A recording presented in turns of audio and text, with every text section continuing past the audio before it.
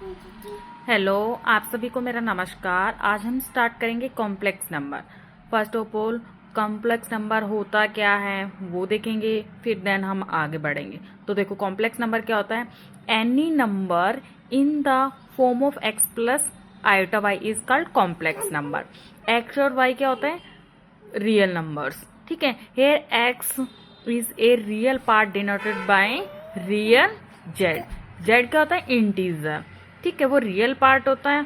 Hair y is known as imaginary part, जिसे denote करते हैं imaginary z. For example z equals to x plus iota y. Okay, जैसे मैं इसमें example ले सकती हूँ 2 प्लस 3 आयोटा।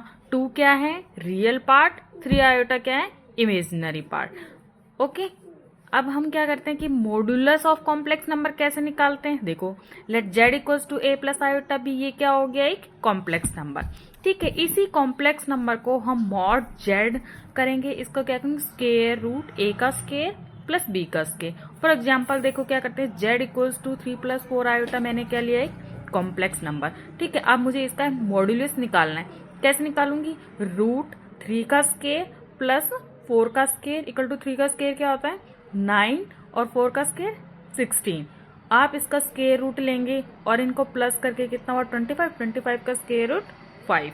ये हमारा क्या हो गया, मॉड्यूलस ऑफ कॉम्प्लेक्स नंबर निकल गया। अब मुझे निकालना है conjugate of complex number. Conjugate of complex number क्या होता है कि z a plus iota b एक कोई कॉम्प्लेक्स नंबर है, मैं इसका कॉन्जुगेट करूंगी, जो इमेजिनरी पार्ट है उसका साइन चेंज कर देंगे। जैसे जेड कॉन्जुगेट क्या होता है, ए माइनस आयोटा बी। ठीक है, अभी एक नॉट बताती हूँ मैं, in conjugate iota becomes minus iota. होता क्या है, कॉन्जुगेट करने पर जो आयोटा होता है हमारा, जो इमेजिनरी पार्ट होता है उसका हम साइन चेंज करते हैं। प्लस होता है तो माइनस आ जाता है और माइनस होता है तो प्लस आ जाता है। For example z equals to 3 plus 4 iota क्या हो गया, एक कॉम्प्लेक्स नंबर है, उसको मुझे कॉन्जुगेट करना है। कॉन्जुगेट करेंगे तो जेड का कॉन्जुगेट 3 माइनस 4 आयोटा, यहाँ पे प्लस साइन था तो मैंने क्या किया, माइनस 4 आयोटा कर दिया, इसका साइन चेंज हो गया। ये हमारा क्या हुआ, कॉम्प्लेक्स नंबर का कॉन्जुगेट हो गया। ओके, देन आगे चलते हैं। देखो, अब मुझे क्या करना है कि इनवर्स ऑफ कॉम्प्लेक्स नंबर क्या होता है। इनवर्स ऑफ कॉम्प्लेक्स नंबर कैसे निकालेंगे, ये देखो फॉर्मूला होता है z inverse equals to z का conjugate divided by modulus of z square.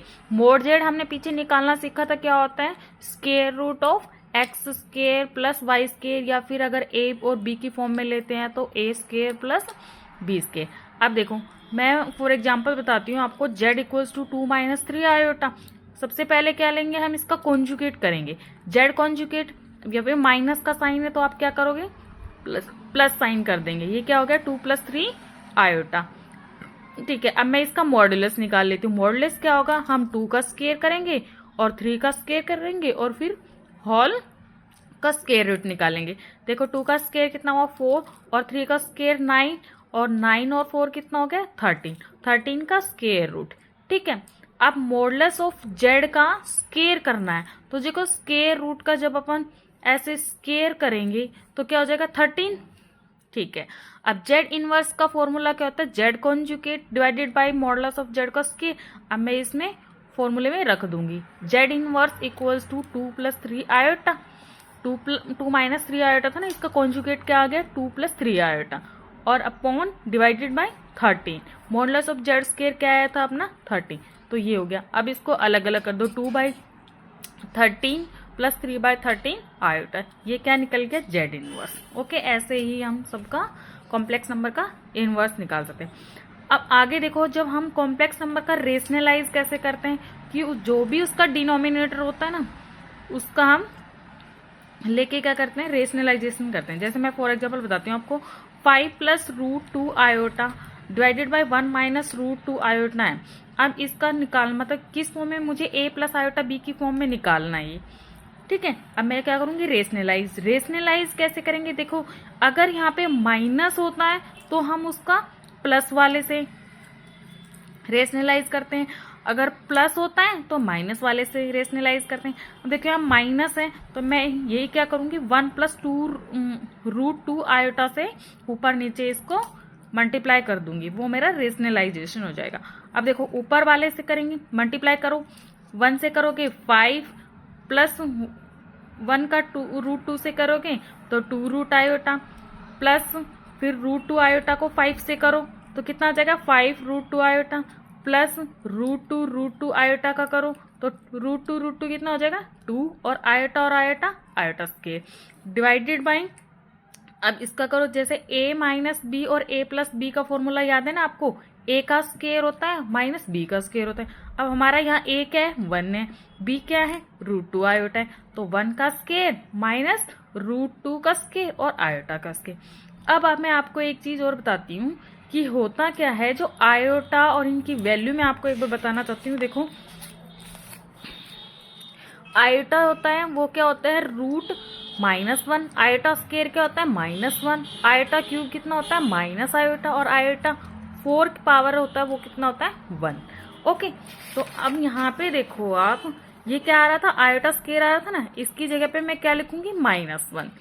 ठीक है, -1 करूंगी तो माइनस का 2 और प्लस का 5, ये देखो मैंने नीचे लिखा है 5 - 2 प्लस इन दोनों को आप प्लस कर दोगे, ये कितना हो जाएगा 5 और 1 6 √2 आयोटा, और अपॉन 1 का स्क्वायर करोगे 1 और √2 का स्क्वायर करोगे √2 और आयोटा स्क्वायर की जगह -1 और माइनस ये कितना हो जाएगा प्लस, तो 1 + 2 इक्वल टू 5 - 3 करोगे 2 करोगे तो 3 आ जाएगा, प्लस 6 √2 आयोटा अपॉन 3।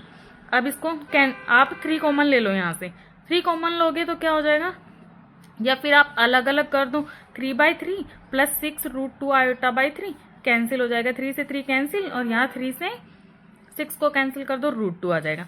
अब आंसर क्या है देखो 1 + 2 √2 आयोटा, ये क्या बन गया आपका a प्लस आयोटा b की फॉर्म में बन गया। ऐसे हम इसको करते हैं। अभी इंटीग्रल पावर ऑफ आयोटा क्या होता है, अभी मैंने बताया था √2 - 1 क्या सॉरी √-1 क्या होता है आयोटा लिखते हैं, आयोटा स्क्वायर को क्या लिखते हैं -1 लिखते हैं, आयोटा क्यूब क्या हो जाता है माइनस आयोटा हो जाता है, और आयोटा 4 क्या होता है 1। अब आयोटा 4 के मीन्स यहाँ पे आप लिखते जाओ 1 2 3 के की कोई भी वैल्यू लेते जाओ इंटीजर, हमेशा क्या रहेगा 1। जब भी 4 का मल्टीपल आयोटा का आता है तो उसका आंसर क्या होता है 1। जैसे कि sum of 4 consecutive powers of iota is always 0। ठीक है, अगर आप लगातार 4 आयोटा की पावर्स का सम करोगे तो आंसर क्या आएगा 0। जैसे कि मैं आपको बता दूं, आयोटा की पावर n प्लस आयोटा की पावर n+1 प्लस आयोटा की पावर n+2 प्लस आयोटा की पावर n+3 इक्वल टू क्या होगा 0।